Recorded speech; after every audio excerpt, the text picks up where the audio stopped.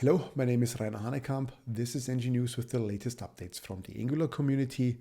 In this time, we have merged 2 episodes into one in order to stay up to date with our release schedule. Andrew Scott, member of the Angular core team, was guest at Armin Faranian's podcast at Angular Space, and they discussed various topics.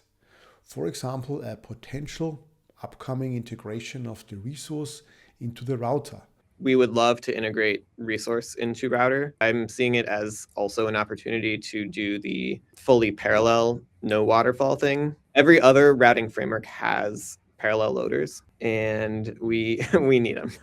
There was also a discussion about the future of RxJS, if it's still going to be optional. Now, if we were going to look at like a separate injectable where instead of injecting the current router, we rename it to be like RxJS router, and then we have the other that's like signal router, or just, the new just router. Yeah. Maybe those APIs would look different, and like maybe the RxJS part of that would be optional or not exist. Another interesting aspect was the discussion between the relationship of community libraries and the Angular framework. For example, they mentioned Ngxtension, which provides a lot of utilities for the router system, which might actually be a good fit for the framework itself.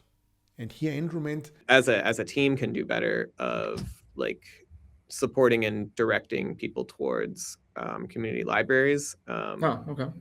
Rather than having every feature under the sun in the framework. We would like to have building blocks and not need to support things that Ngxtension have done. The TypeScript rewrite in Go was also a topic. At the moment, a huge amount of time of the Angular team goes into preparing the framework for that upcoming change. Theoretically, a mixed approach might also be possible. Alex Rickable, lead of the Angular framework, was not part of the podcast, but he posted that they are looking into using Rust in some parts of Angular's compilation process. Younes Jaadi posted a video about Vitest, which is Angular's default testing framework since version 21. His main focus was on the so-called browser mode, which leverages an end-to-end testing style runner such as Playwright or WebDriver.io to interact with the DOM. As expected, Younes shared a lot of technical insights, but also pragmatic tips on how to use Vitest. Younes is highly respected in the Angular community for his deep knowledge and has been promoting to use Vitest in Angular before it even became official. So in that sense, his video is quite authoritative. AI can be found in many different places, and so also in Angular, where it can accept prompts, call tools on the fly, or just dynamically generate components. The most prominent library to that is Hashbrown, and Manfred Steyer has dedicated a currently 3 article series to that topic.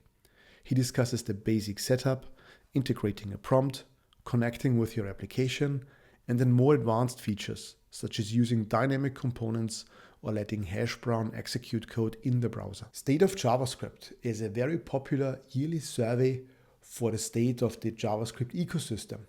They have released now the results of 2025. Angular saw a rise in 2024 when it came to metrics that are more about popularity and satisfaction. It had a small decline in 2025, but there is still some gap to the results of 2023. We hear very often that state of JavaScript sample is not really representative, meaning it might not reflect the real population. Be it as it be, on the other side, the Angular repository has hit a new record with 100,000 stars. For comparison, React has about 240,000 and Vue 53. Inea Yahulari posted about a Reddit thread on the web dev subreddit where someone was asking if Angular is still used. As Inea put it, there were some good comments about Angular. Maximilian Schwarzmüller is a very well-known name in Angular. His courses on Udemy have been a door opener for a lot of Angular developers since 2016. He has now released a new video which is titled Looking Back at 10 Years of Angular and Into Its Future. He describes the very early beginning of Angular, its different milestones, and where we are at the moment. In general, if you're in for nostalgia or if you want to have a brief overview of Angular's history, then this is a very good video to watch. In other news, Ngxtension was released in version 7.1 and it brought injectParams.global, which gives you one signal that contains all the parameters of the current route hierarchy. ngDiagram saw its initial stable release with version 1. It comes with 0 dependencies, it's based on modern Angular and allows you to create, as the name says, interactive diagrams. It looks very promising. Finally, if you're working in VS Code, make sure to check out the latest Angular VS Code extension. It contains some new goodies. And that's it. I wish you a nice week and see you in the next episode. Goodbye.